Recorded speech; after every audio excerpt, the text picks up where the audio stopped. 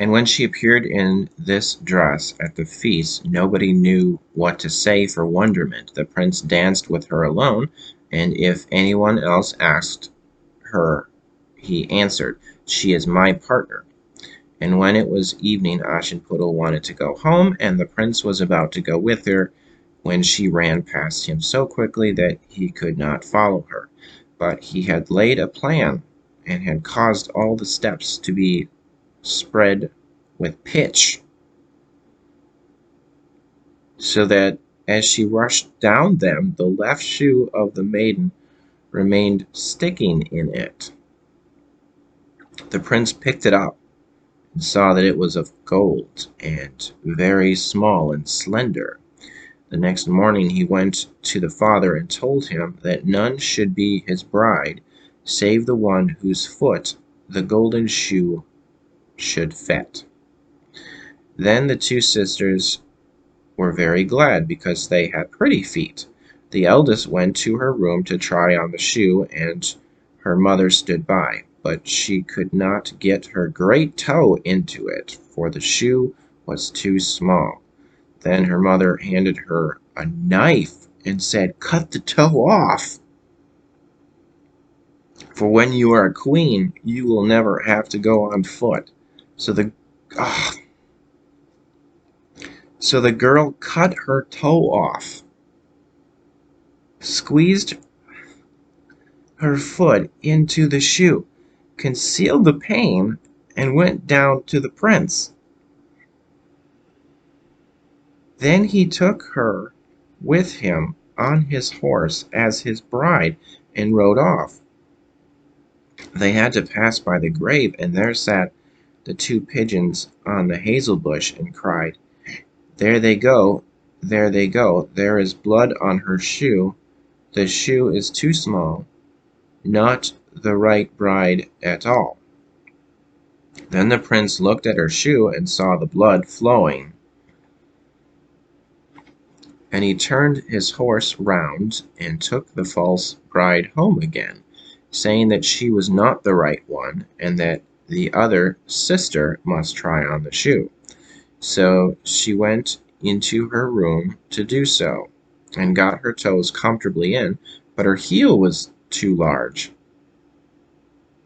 Then her mother handed her the knife, saying, "Cut a piece off your heel.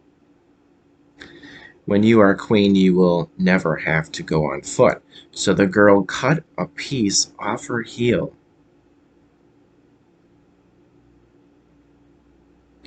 and thrust her foot into the shoe, concealed the pain, and went down to the prince, who took his bride before him on his horse and rode off.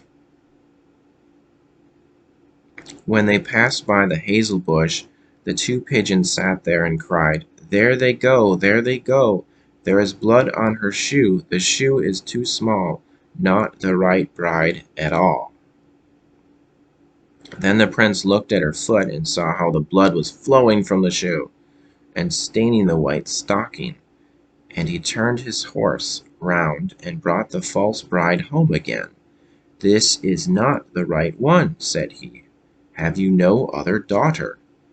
"No," said the man, "only my dead wife left behind her a little stunted Aschenputtel. It is impossible that she can be the bride." But the king's son ordered her to be sent for. But the mother said, "Oh no, she is much too dirty. I could not let her be seen." But he would have her fetched, and so Aschenputtel had to appear.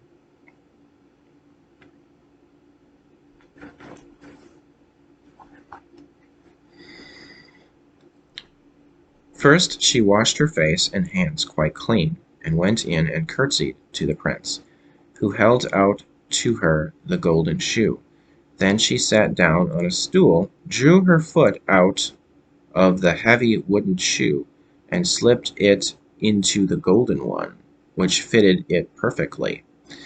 And when she stood up, and the prince looked in her face, he knew again the beautiful maiden, that had danced with him, and he cried, "This is the right bride."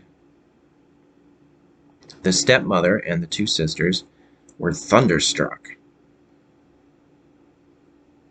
and grew pale with anger.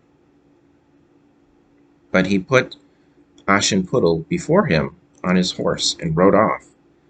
And as they passed the hazel bush, the two white pigeons cried, "There they go, there they go. No blood on her shoe. The shoe's not too small. The right bride is she, after all." And when they had thus cried, they came flying after and perched on Aschenputtel's shoulders, one on the right, the other on the left, and so remained. And when her wedding with the prince was appointed to be held, the false sisters came, hoping to curry favor and to take part in the festivities. So, as the bridal procession went to the church, the elder walked on the right side and the younger on the left.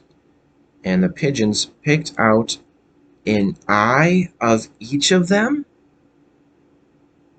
And as they returned, the elder was on the left side and the younger on the right. And the pigeons picked out the other eye of each of them. And so they were condemned to go blind for the rest of their days because of their wickedness and falsehood. Wow.